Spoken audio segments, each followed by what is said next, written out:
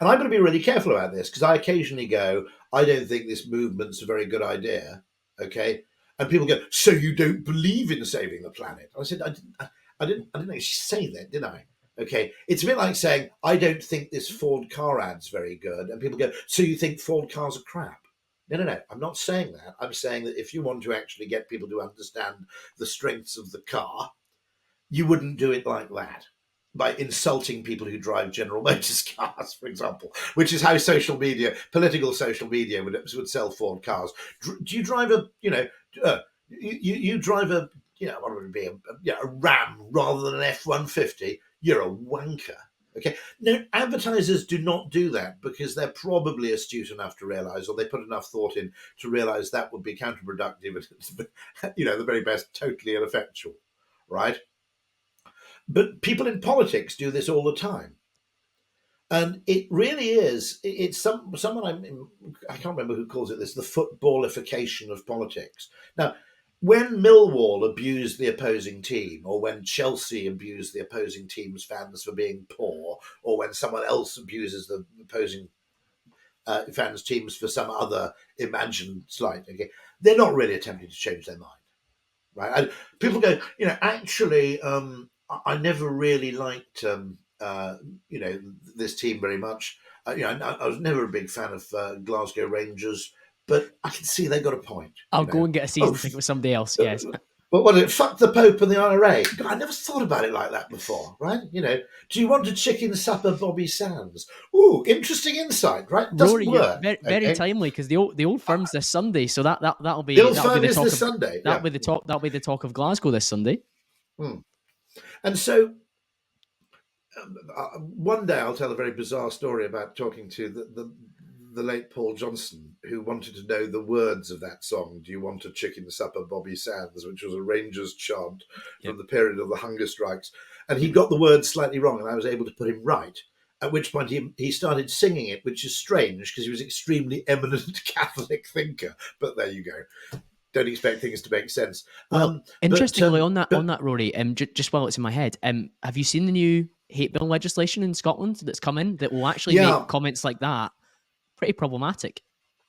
What is interesting there in the design of such legislation is that I think a lot of the people, one of the problems about signaling that you care about something, right?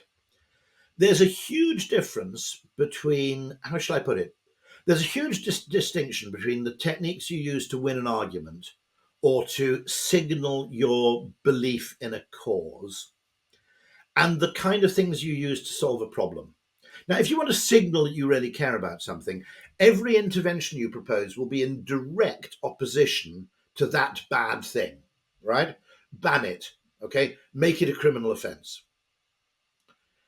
If you want to solve the problem, right, quite often the solution to the problem happens very obliquely.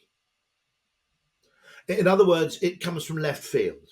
It's not a direct head-on confrontation of if you drive a Ram, you're a wanker, you should drive an F-150. It's not that kind of thing. It's a very, very oblique, from the sidelines intervention. It's a little bit like the cavalry arriving in a battle from one side. It's not a head-on confrontation. That's just trench warfare, very often ineffectual. And so one of the criticisms I make about people who want to signal they care is they're very bad at second order thinking, complex thinking, or the potential for creatively oblique solutions.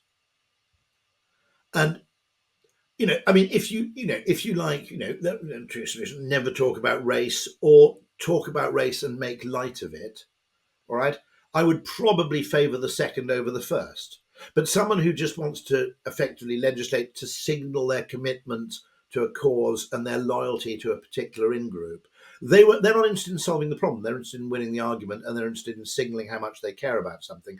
Now, at that point, all creativity goes out of the window.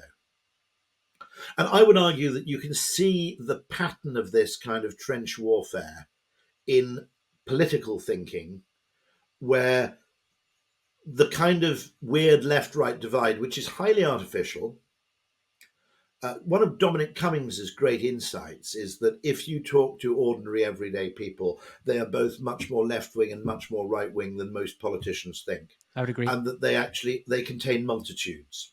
All right. And by contrast, the requirement that politics aligns on purely ideological grounds, low tax, high tax, right? Now, I think the first, as a person who spent 30 years working as a creative person in advertising, where for the many faults of the job, and in many ways it's a very silly job, but it does teach you one thing, which is look at this damn thing in 10 different ways before you actually pronounce. And my argument would be what we need to do is change the nature of tax. Now, okay, should you pay a higher rate of tax if you earn, let's say, £100,000 a year? And a lot of people will go, yeah. And I kind of agree, but wait, okay? Why is it that so few people actually pay that amount of tax, but far more people oppose high taxes on high earners, even if they're not high earners themselves? Well, let's imagine you've been a school teacher all your life, and let's imagine you're a really good school teacher and you're really committed and you're really talented. And then at the age of, let's say, 50x, a few years before retirement, you finally get promoted to deputy headmaster or maybe headmaster of quite a large school, and you're now earning £100,000 a year, which you will get for 3 years before retiring. To some extent, that money is actually a reward for your past work. It's not payment for what you're doing now. It's also why a lot of people work doing what they do, because they want to be richer tomorrow than they are today. An awful lot of work is torn. Now, I would say that a tax system should acknowledge, when you tax people at 45% or 40%, how many years they've been earning that. Some guy in a bank who's been earning it for 8 years and he's earning 200 and something £1,000 a year. Yeah, I'm not that bothered. Just fucking no. But what I'm saying is very, very different to take away a large amount of that person's earnings if they've been earning it consistently in, let's face it, a largely extractive occupation. But someone who's actually worked their way to the top of something, or a scaffolder who just finally wins a really good contract from someone after 15 years of being a scaffolder, they suddenly get some local authority contract and they hit pay dirt. Now, that may only be for a few years, right, before the contract ends. But again, I think we've got a tax system which completely fails to acknowledge time. Context. Now, I'm a very big fan of contextual taxation. I think that, for example, your ability to take tax-free gains on a property, capital gains, should be dependent on how much income tax you've paid. If you've earned a stack a lot of money and you've paid a hell of a lot of tax and your house has gone up by 300,000 quid, well, maybe you should keep quite a chunk of that, okay? If you just inherited the house, right, you haven't done a thing, and so the entirely weird way in which I think these battle lines have been drawn up. And my argument is it's not a high tax, low tax thing. We need to tax differently. Now, the biggest idea I've heard in this, which you'll like being considerably younger than me, is the idea by Roger L. Martin, Canadian business school guru, generally all-round wonderful guy, who says that instead of giving everybody your first X £1,000 a year tax-free, instead, the first £100,000 you earn in your life should be tax-free. In other words, young people wouldn't pay tax. Let's say they were earning £20,000 a year. Young people wouldn't pay tax on their first 5 years of work. And the reason for that is you need the money when you're young, much more than you need it when you're older. I'm a reasonably right-of-centre kind of old guy, right? And suddenly I'm 58 and I got this pension. And my financial advisor goes, well, what you can also do, because you've got a secondary source of income, is you can draw down money from your pension, tax-free, put it back into the pension as a pension contribution, and use it to claim back some of the tax you're paying on your current income, right? And I go, well, thanks for telling me this. But I go, where were all these fucking breaks when I was 35 or 38 and had 2 newly born children, okay? Where were all these tax breaks when I was 28 and trying to find a place to live? Why are you giving me a whole load of tax breaks now at the very stage of my life when I least need it? It's been backloaded. I mean, it's partly because the Conservative Party aren't gerontophiles. I mean, their electoral base lean old, and you have these things like the triple log. I don't want to be harsh about pensioners, but they're not fucking doing anything, are they? I mean, give a tax break to people who actually have to get up in the morning. Also, it's not 1870, right? And French railway drivers, train drivers, still retire at, I think, 50. It might be 55, but it's either 50 or 55.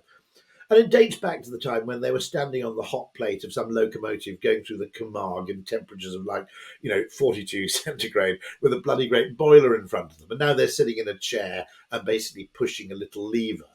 And they still retire at the same age. There's arguably, if you want to be really harsh about this, you can make a criticism that we spend far too little on social care for people who can't work, and we spend far too much on people who don't want to work. Because there are a lot of things that people in their 60s could be doing. I'm not suggesting they should do it full time, right? I get that. I'm 58. In another 6 years' time, I don't want to be, getting up 5 days a week and slogging into London. But there's shit I could be doing, Well, you see many people that retire, they start to unwind and they start to lose their purpose. And if you go from 5 days a week to none, you can understand why people lose the will. I have to say, I don't think that's a great thing to do. Or even worse, what happens is you devote your same level of energy that you once devoted to your work to having a boundary dispute with a neighbour about their fence or something. And the other thing we got to watch with pensioners, okay, is their fucking property bed blockers. Right, okay, this is just a local case from Sevenoaks. The numbers will be slightly less elaborate in Scotland, but the point still holds. Someone who's had a single daughter, and the single daughter was, I think, a teacher and was having trouble kind of replacing the shock absorbers on their 7-year-old car. The mother, retired, a widow, was living in a 5-bedroom house worth about, I would estimate, £1.8 million. Now,